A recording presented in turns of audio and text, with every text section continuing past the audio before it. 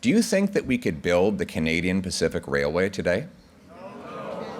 Or would there be some squeaky, radical protester chaining himself to a tree like Minister Guilbeault? Is it your representation to President Trump that the border is not broken? Well, I think what we have to understand with President Trump is, does he want a border or doesn't he want a border? If he wants, is it broken or not? You've said Canada's not broken. If he wants a 51st state, he obviously doesn't want a border. Ezra Levant here for Rebel News. I'm in the heart of Ottawa, where in about an hour's time, Pierre Poilievre is having a major rally. I call it major because they've got quite a large conference center. Buses are coming in from other cities, including a number from Montreal. It's Pierre Poilievre's counterpoint to both the Trump tariff issue and the new, conversations or debates that have been sparked by the Liberal leadership candidates, in particular, the heir apparent Mark Carney. That's what I think we'll hear. While we were waiting for folks to arrive, Marc Miller, a longtime Trudeau Liberal cabinet minister, a member of his wedding party, came to sort of give his point of view on things. And because there was no parliamentary security to shoo away critical reporters, I actually had the chance to put a couple of questions to the man myself. Here they are. I brought Pierre some donuts today, just like he was bringing to the Freedom Convoy when he was watching them illegally occupy the Hill. But I didn't know if you guys will get locked out, so I got some. You probably can't accept donuts, so I'll give it. Look, I just showed up to make sure that the flags were the right side up. Last time I've seen Pierre cheering this hard, the flags were all upside down, and he was cheering for people that were pissing on Canada, and that's what Pierre's doing. You can't say that Canada is broken, and at the same time say that Canada is the best country in the world. Is our immigration system not broken? The two just don't. Is the border not broken?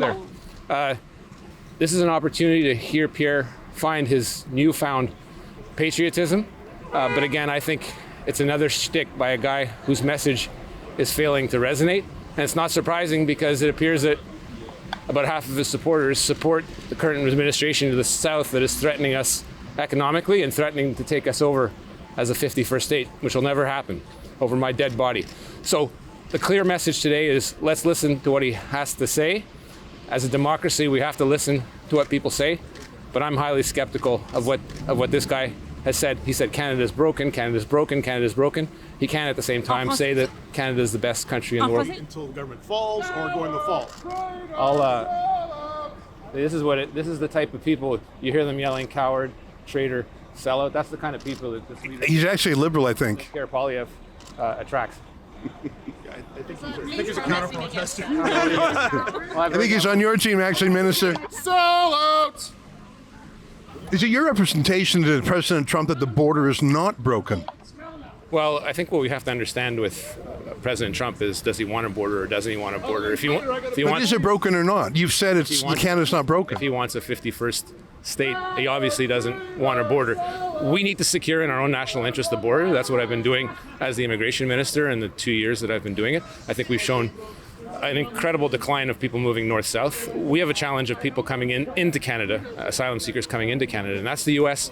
That's the U.S.'s job, and that's what I communicated to Tom Homan when I spoke to him directly. Having a border that is well managed, our southern border, their northern border, is in both our national interests, and that's what I'll continue to do. That's what the Minister of Public Safety will continue to do. Did Homan mention the Gaza refugees? I won't speak to what Mr. Homan said in private. The conversations were productive, and we'll keep working on making sure our border. How are you vetting them? Thank you. I'll give him credit. He actually answered the questions. I don't think they were great answers, but I don't know why Liberals are so afraid of skeptical questions from journalists. I think it's a bad look, and I'm hoping that the Conservative Party, if they form government, will have a more freedom of the press approach. Anyways, as we were waiting for the event to start, folks were coming in, and I had a chance to chat with some of them about why they're here. Here's how those videos looked. Where did you guys come in from today? I came in from near Petawawa. Oh, wow. That's what, a couple hours? Yeah, about that. And are you from, did you come in, are you guys together? Manotick. Oh, wow. My 30-year buddy. Well, tell me what would make you go on such a journey in this cold weather? Well, Common sense revolution. We got to get things back in order. Get these liberals out of here. Dorchester, Canada, or by London, what to say. That's a bit of a drive. Thanks for making the journey. Yeah, what to say. I love the Conservative Party, and anyway, I'm from out west. What to say, Trudeau basically screwed our country out. His dad did. Anyway, we had 197 rigs drilling in our area, Fort St. John, and then he brought the Energy Act in, what to say, and then within 3 weeks we had about 15. All the rigs all went to Texas, and anyway, he destroyed our economy, just like Trudeau did. What's your name? Nicholas, Good to meet you, Nicholas. I come from Montreal and you are my favorite media. Oh, wow. Well, thank you for that. Yes. Well, and I saw you talking to my colleague, Alexa Levant. Yeah, Ezra Levant is my favorite journalist from Rebel News. Mine too. Well, I mean, I love them all, but she's very brave because it's hard to be a rebel in Quebec sometimes. The media is it's a clique, it's a club. It's true. And I remember during the Turkey convoy, I saw when the police shoot her on her leg. Oh my God, that was the worst. Was so revolting. Oh, well, thank you for your solidarity. Nice to talk with you. Thanks for coming today. You're welcome, Ezra. Cheers. What's your name? Edward. Are you from Montreal as well? Yes. Yeah. And why did you make the journey? Because I love Pierre Poilievre. And Pierre has to be our prime minister. Enough of this. What are the big issues in your mind? What are you worried about in Canada? Freedom. What kind of freedom? I agree with you. Of expression. Yeah. I'm worried that that they're just going to try to control the people. And we need common sense. We need to go back to what we had before. It's important that we show basically support for, conservatives, not just Pierre, but all conservatives, because what I call them, these far left lunatics, they've destroyed this country. They've destroyed everything. And so it's important that, I was never involved in politics, to be honest with you, until recently, because I see the deterioration of this country, Where are you from originally? Morocco, And how long have you been here?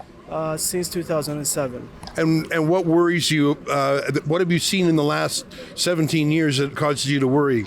Well, to begin with, the economy. The economy has just been terrible. These guys have been spending way too much money. They're not, it's all about distribution. They don't care about wealth creation. They have more oil, more resources than any other country in the world. But they're stupidity, So the economy, number one. The way they turn the immigration system too, it's terrible. What's your critique of the immigration system? The critique is that basically is now Canada used to be, one of the few countries that basically prided itself for the selection of immigrants, but recently it just uncontrolled, what I call uncontrolled and vetted immigration that serves the interest of no one. So, and people just pouring in from the U.S., from everywhere, fake visas, fake students everywhere. So that's not the way you run a country. It looks like the Liberals have found their second win by getting rid of Trudeau. It's almost like when the Democrats got rid of Biden, they sort of thought, "Oh, Kamala Harris is our new hope." Do you think there's going to be sort of a honeymoon for the new Liberal leader? I don't think so. It's meet the new boss, same as the old boss. Yeah. Now, how about you? What do you think? Because the media sure is trying to pump the tires of Mark Carney. I think it's a lot of propaganda, and we should look outside the country for different news medias instead of just listening to one source, which is Canadian, right? Absolutely not. I believe because of people like you and other media, our small-time media, the mainstream media has no effect on this at all. Canadian people are smart in this. They know. It's going to be a huge Conservative victory. I watched CTV give him like 12 minutes the other day on the news. They're not vetting him, though. They're just letting him talk. Yeah. What do you think? It's all fluff because it's not going to go anywhere. He's going to get annihilated. Yeah, just like Kamala Harris got annihilated, like many before. Well, I mean, he looks the part. Like, he looks handsome. He's a smooth talker. He's got a good resume. Are you not worried? No, because he single-handedly destroyed the UK economy. with the same kind of carbon nonsense. Good's going to win over evil. Wait till the news comes out next week. All right. Good to see you, brother. Cheers. Okay. Right on. Right on. It's sort of amazing how much has happened in the last couple months between Trump and the prorogation and the leadership race. Are you worried that maybe the Conservatives won't have as easy a time as it was starting to look they would? Yeah, possibly. I think they're this whole Trump thing. I mean, people seem to be so upset about it. I don't know what they're upset about. We got an investment on the border. We got a crackdown on fentanyl, and we didn't get any tariffs. And I kind of feel like they're playing into Trudeau's hand. This is all they've got now, right? I mean, I think they're dying for a trade war. The Liberals are, because they can't run on their record. And now they got a boogeyman that they can run against in Trump.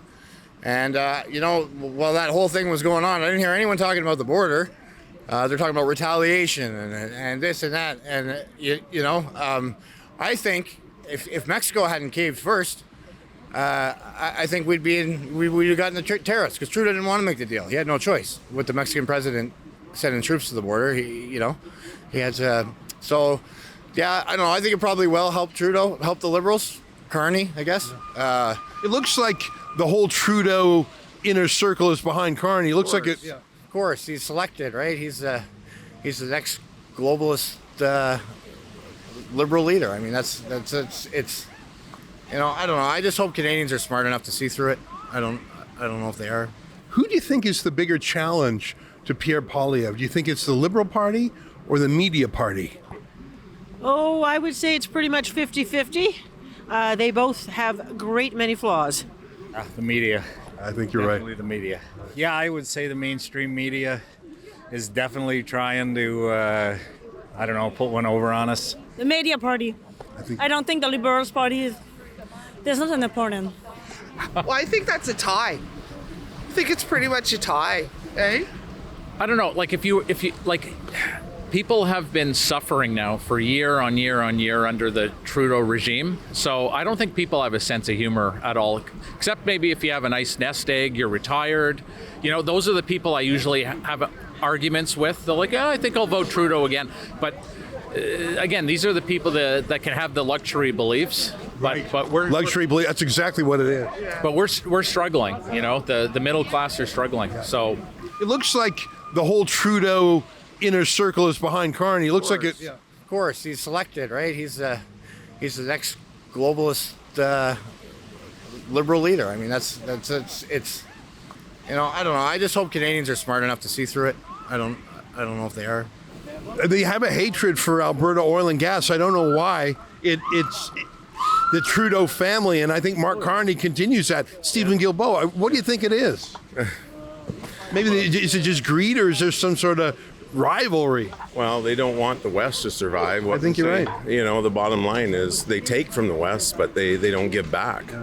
But anyway, we had the highest interest rates. We hit 24%. I bought my first house. It was 16.5%. And it was going up. I thought I got a good deal at 16.5%. I remember those days. I was just a kid. 1980s, yeah. All right, well, let's go in. It's so cold out here. I'm going to go and see what Pierre Poilievre has to say in his speech.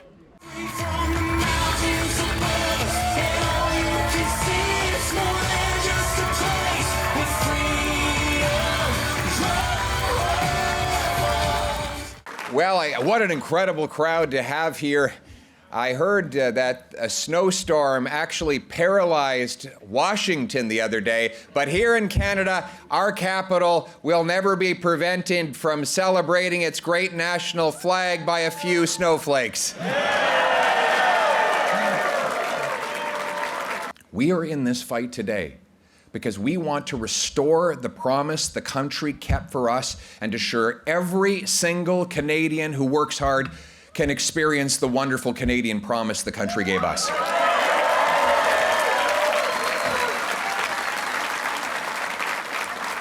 But that promise did not happen by accident. It took courageous leadership for us to be here today. And we as Conservatives have a special duty to carry on that legacy. Conservatives, as the party of Confederation and John A. Macdonald, will restore the promise of Canada. There's something else I'd like to say to our American friends. We've always loved you as our neighbors and friends. There is no country with whom we'd rather share a border, the longest undefended border in the world. We know America is the biggest economic and military superpower the world has ever known. And we've been a good neighbor. We fought on the same side of the same wars. We paid with Canadian lives and treasure to fight for America, avenging the 9/11 attacks. You have your grievance with us, we have ours with you. But I would ask you this question: which other country would you rather have as your neighbor? But let's be honest, we have to be prepared for the worst. Simply put, we can no longer depend on the Americans alone for our trade. We can no longer think of them as our backup defense. These threats, my friends, are a wake-up call. We should be the wealthiest and most self-reliant economy in the world today, given our natural resources. But instead, here we are. We have the fourth biggest supply of oil, yet we must import 179 million barrels of foreign oil every year because of the liberal No New Pipelines Act, which is still law today. We are the fifth biggest supplier of natural gas, but we can't export a single cubic foot of it overseas because we don't have a single liquefaction facility. The Liberals, according to Trudeau and Carney, they don't believe there is a business case for LNG plants. We have the fewest homes per person in the G7, even as we have 10 times as much land to build on as the second biggest country, because taxes and bureaucracy block home building, leaving our youth without houses.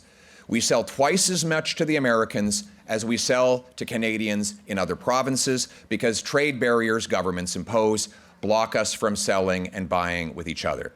Now, Liberals would like to instrumentalize the tariff threat to distract from the record of the Carney-Trudeau Liberals over the last 9 years. They say that we should just forget about all the damage they've done to our country because of the tariffs that might be coming down the road. In fact, the opposite is true.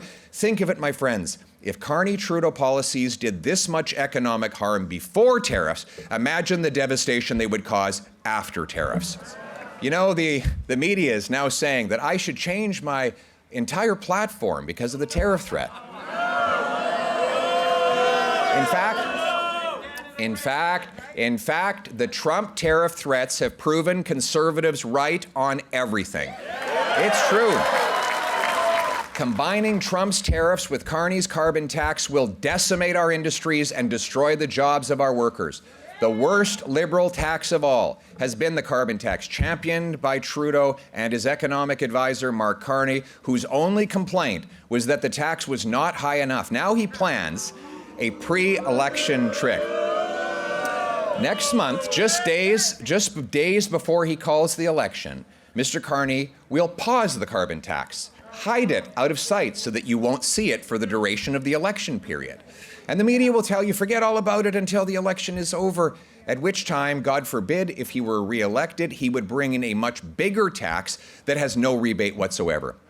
He opposed pipelines in Canada while his company bought them in the Middle East. He supported Trudeau's carbon tax in Canada while he profited off of investing in coal in the United States of America. Do you know that the oil that Quebec imports from Alberta has to go through the United States of America? And if we ever got into a real trade dust-up with the Americans, they could even cut off the supply of our oil to ourselves. Now, why is that? Because they blocked the east-west pipeline that would have bound our country together and allowed us to sell Western oil to Eastern markets. Mr. Trudeau, with his economic advisor, Mr. Carney, said also that there is no business case to sell gas to countries like Germany, Japan, Greece, and others that were begging for it. Now, the Americans and Qataris are beating us to the punch. So we sell our natural gas internally for $4, while the world price, or the price in Europe, is $13. So let's give a little economic lesson to Mr. Carney and Mr. Trudeau. If you have something for $4 and you can sell it for $13, that's a profit. Now, if you can do that billions and billions of times, that's a business case, right? Do you think that we could build the Canadian Pacific Railway today? Or would there be some squeaky, radical protester chaining himself to a tree like Minister Guilbeault? My Canada First plan will deploy military helicopters and surveillance to the borders, add 2,000 new border agents, expand the powers to patrol the full border, install new high-powered scanners, towers, and drone systems, and track departures so that we actually know if the people deported have left the country. Job one for a new Conservative government rebuilding our armed forces is to protect our true north. Hostile powers like China and Russia want our resources, our shipping routes, and to be within striking distance of our continent. We won't let them. We will defend our seas, skies, and soil. We will always be the true north, strong and free. Part one of our Canada First plan for our north will add 2,000 more Canadian Rangers, our eyes and ears in the north. It will deliver 4 heavy icebreakers for the Coast Guard and the Navy, and we will establish Canada's first permanent Arctic base since the Cold War, CFB Iqaluit. We will pay for it by cutting foreign aid to dictators, terrorists, and global bureaucracies. Canada will honor its men and women in uniform. The patriotic men and women of these forces will have the tools they need to defend our country, and our military will be guided by a warrior culture and not a woke culture. Our national museums will celebrate the great achievements of Canada, telling the unvarnished truth that on balance, this is the greatest country on earth precisely because of the goodness of those who came before and sacrificed so that we could have what we call Canada today. We will celebrate. We will celebrate rather than tearing down our heroes in history. We will defeat this insidious and divisive cancel culture that sought to destroy our national pride and monuments. They've even tried to destroy the great founder of this country, John A. Macdonald. Well, I've got a message for them. If there were no John A. Macdonald, there would be no Canada.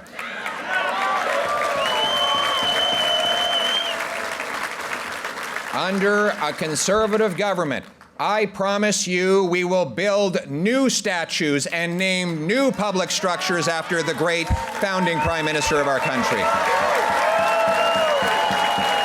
We will add new criminal code penalties for anyone caught tearing down or defacing our statues and monuments. And then there's our passport. We will restore Terry Fox, Vimy Ridge,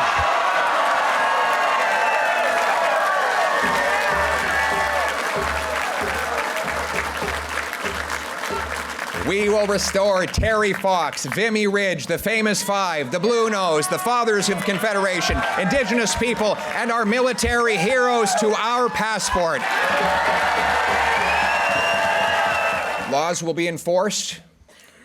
People who engage in this activity will be locked up and they will pay a serious price. Those who are visiting the country on a visa and are not citizens or permanent residents that engage in hateful violence will be deported from the country.